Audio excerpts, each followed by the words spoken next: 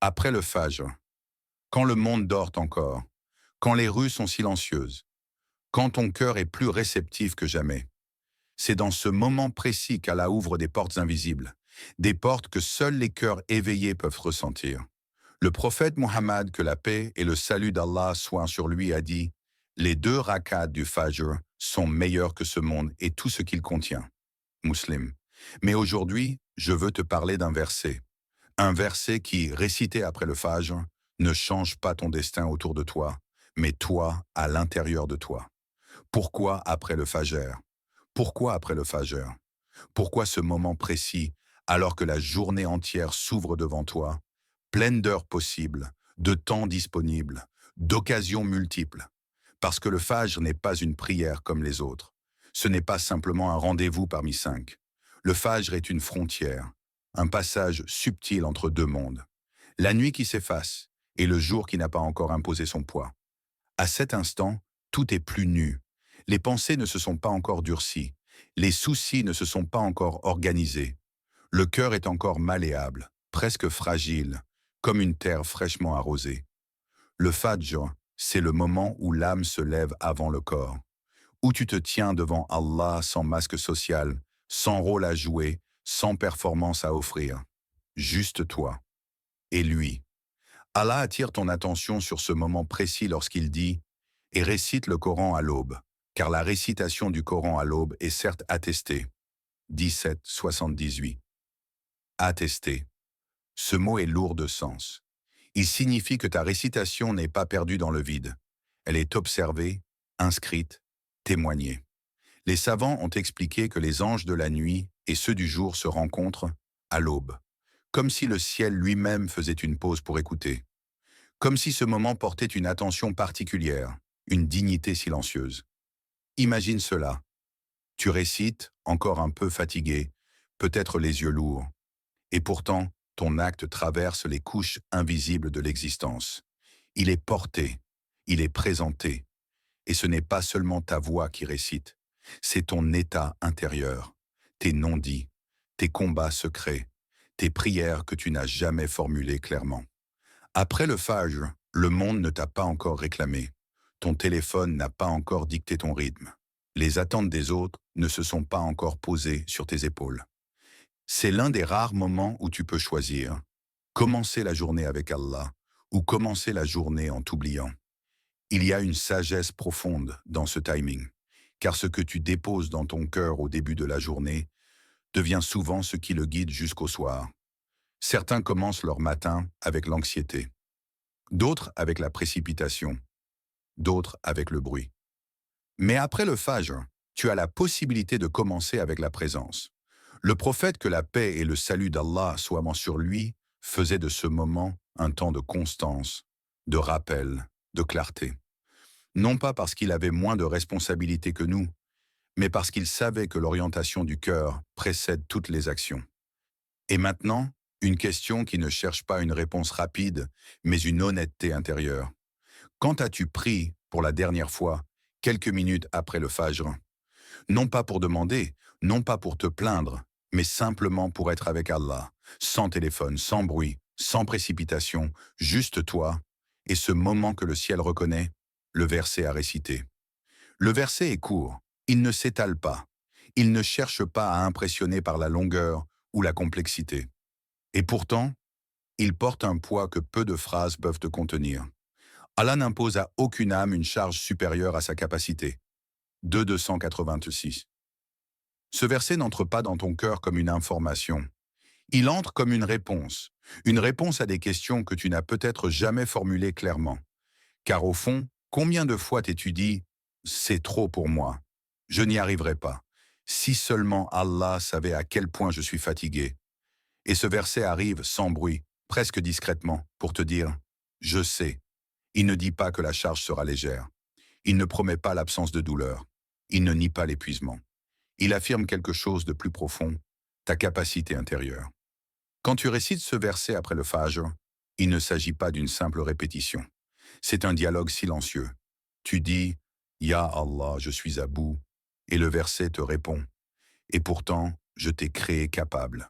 Récite-le lentement. Pas comme une formule magique, mais comme on poserait une main sur une blessure encore ouverte. Récite-le avec tes nuits sans sommeil, avec tes échecs répétés, avec ce poids que tu portes sans jamais en parler à personne. Allah dit ailleurs dans le Coran, nous avons certes créé l'homme pour une vie de lutte. 90 Colomfour.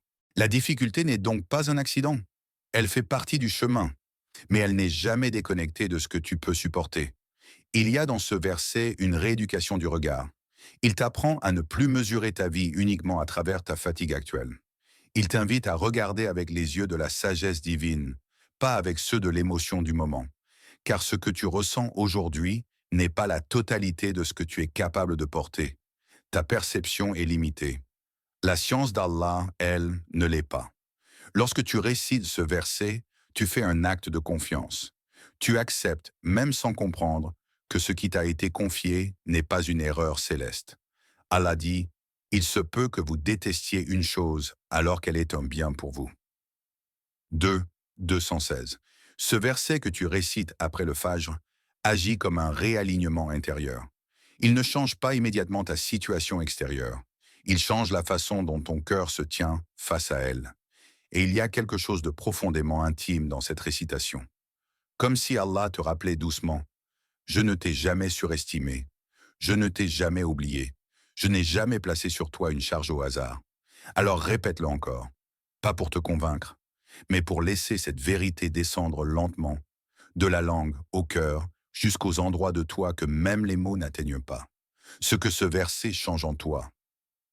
Il n'y a pas de bruit, pas de signe spectaculaire, rien qui te fasse dire immédiatement « quelque chose vient de se passer ». Et pourtant, quand tu récites ce verset après le Fajr, un déplacement intérieur commence. Ce n'est pas une révolution soudaine, c'est un glissement lent, presque imperceptible. Comme lorsque la nuit cède doucement la place au jour, sans que tu puisses dire à quel instant exact la lumière a gagné. Au début, c'est l'anxiété qui recule. Pas parce que les problèmes disparaissent, mais parce qu'ils cessent d'occuper toute la pièce. Avant, ton esprit courait. Il anticipait, il rejouait, il se fatiguait à force de vouloir tout contrôler. Et puis ce verset s'installe. Allah n'impose à aucune âme une charge supérieure à sa capacité. Alors une question silencieuse naît en toi. Et si je n'étais pas en train de m'effondrer, mais de m'élargir, ton cœur commence à respirer autrement. Pas plus vite, plus profondément. Allah dit, en vérité, c'est par le rappel d'Allah que les cœurs s'apaisent. 13, 28. Remarque bien, il ne dit pas que les circonstances s'apaisent. Il parle du cœur. Parce que le vrai tumulte n'est pas toujours à l'extérieur. Quand tu répètes ce verset après le Fajr, tes épreuves changent de visage. Elles ne sont plus seulement des obstacles. Elles deviennent des signaux. Tu commences à te demander, qu'est-ce que cette épreuve est en train de révéler en moi? Quelle partie de ma force est en train d'être appelée? Et cette question transforme tout. Avant, tu disais, je suis fatigué parce que je suis faible. Maintenant, quelque chose murmure en toi. Je suis fatigué parce que je tiens encore debout. Ce n'est pas la fatigue de l'abandon. C'est la fatigue de celui qui porte, qui avance, qui résiste, même sans reconnaissance. Allah dit aussi, Allah est subtil envers ses serviteurs. 42, 19. Subtil, cela signifie que les changements les plus profonds ne sont pas toujours visibles. Ils se produisent dans ta façon de réagir, dans ce qui ne t'énerve plus comme avant, dans ce que tu acceptes sans te briser. Ce verset agit comme un miroir intérieur. Il te montre que ce que tu pensais être un signe de faiblesse est peut-être une preuve silencieuse de confiance divine. Car si Allah t'avait jugé incapable, il aurait allégé la charge, ou il t'aurait arrêté, mais il t'a laissé avancer. Alors pose-toi cette question, sans te juger, sans te presser. Et si ce que tu appelles aujourd'hui fatigue était en réalité une preuve de ta capacité aux yeux d'Allah, une capacité que tu es encore en train de découvrir? Une histoire qui touche l'âme. Il vivait simplement. Pas de maison imposante. Pas de vêtements qui attirèrent le regard. Rien qui, extérieurement, permettait de deviner la profondeur de ce qu'il portait à l'intérieur. On disait de lui qu'il faisait partie des premières générations, de ceux dont la foi n'était pas bruyante, mais enracinée. Chaque matin, après le Fajr, on le voyait toujours au même endroit, assis, immobile, les yeux fermés, comme s'il écoutait quelque chose que personne d'autre n'entendait. Les gens passaient, certains allaient travailler, d'autres retournaient se coucher. Lui restait là. Un jour, quelqu'un s'arrêta. Pas par curiosité malsaine, mais par étonnement sincère. Pourquoi restes-tu si longtemps après le Fajr? N'as-tu pas des responsabilités? Une vie à reprendre? L'homme ouvrit lentement les yeux. Il ne se hâta pas de répondre, comme si la question devait d'abord traverser son cœur avant d'atteindre sa langue. Parce que c'est le seul moment où mon cœur ne ment pas. Ces mots ne furent pas expliqués. Ils furent laissés là, bruts, vrais. Il expliqua ensuite que le reste de la journée, l'âme se protège. Elle s'adapte, elle se justifie, elle prétend aller bien alors qu'elle ploie en silence. Mais après le Fajr, il n'y a plus d'illusion à maintenir, plus d'apparence à sauver, juste l'être humain tel qu'il est vraiment. Chaque matin, il récitait le même verset, encore et encore, sans se lasser, sans chercher autre chose. Allah n'impose à aucune âme une charge supérieure à sa capacité. On savait pourtant qu'il avait connu la perte, la pauvreté, la maladie, des années difficiles, sans répit visible. Un autre jour, quelqu'un osa lui poser une question plus directe. Comment fais-tu pour supporter autant d'épreuves sans t'effondrer? D'où te vient cette patience? Il baissa légèrement la tête, comme si la réponse ne lui appartenait pas vraiment. Quand Allah me rappelle que je peux porter ce fardeau, dit-il, qui suis-je pour douter? Il n'a pas dit qu'il ne souffrait pas. Il n'a pas dit qu'il comprenait tout. Il n'a pas dit que c'était facile. Il a simplement reconnu une chose, que la parole d'Allah était plus fiable que ses propres émotions. Il savait que certains jours, son corps était fatigué, que certaines nuits, son cœur tremblait. Mais il ne prenait pas ces sensations comme des verdicts. Pour lui, la fatigue n'était pas un signe d'échec. C'était un langage, une indication que quelque chose de lourd était porté, et donc que quelque chose de fort existait. Il disait souvent, à ceux qui l'écoutaient vraiment, que le danger n'était pas l'épreuve. Le vrai danger, c'était de croire que l'épreuve définissait ta valeur. Après le Fajr, dans ce silence que peu respectent, il laissait le verset redresser son regard intérieur. Non pas pour fuir la réalité, mais pour l'habiter avec plus de vérité. Et quand il se relevait enfin, ce n'était pas parce que le monde l'attendait, c'était parce que son cœur avait été réaligné. Allah te parle à travers ce verset. Ce verset n'est pas posé dans le Coran comme une phrase neutre. Il ne flotte pas dans l'air comme une idée abstraite. Il descend, il vise, il te concerne. Quand tu le récites après le Fajr, il cesse d'être un texte ancien pour devenir une parole actuelle, présente, dirigée vers toi dans l'état exact où tu te trouves, comme si Allah s'adressait à toi sans intermédiaire. Je sais ce que tu traverses, pas ce que tu montres, pas ce que tu racontes, mais ce que tu portes quand personne ne regarde.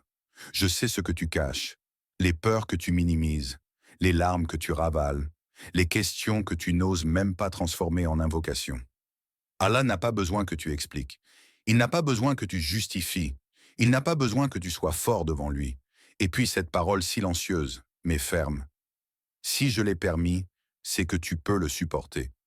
Pas parce que tu es invincible, mais parce qu'il est juste et qu'il ne joue pas avec les cœurs. Il y a une différence immense entre ce que tu penses pouvoir supporter et ce qu'Allah sait que tu peux traverser. Toi, tu juges avec ta fatigue du moment, avec ton moral fluctuant, avec ta vision partielle. Allah, lui, voit l'ensemble.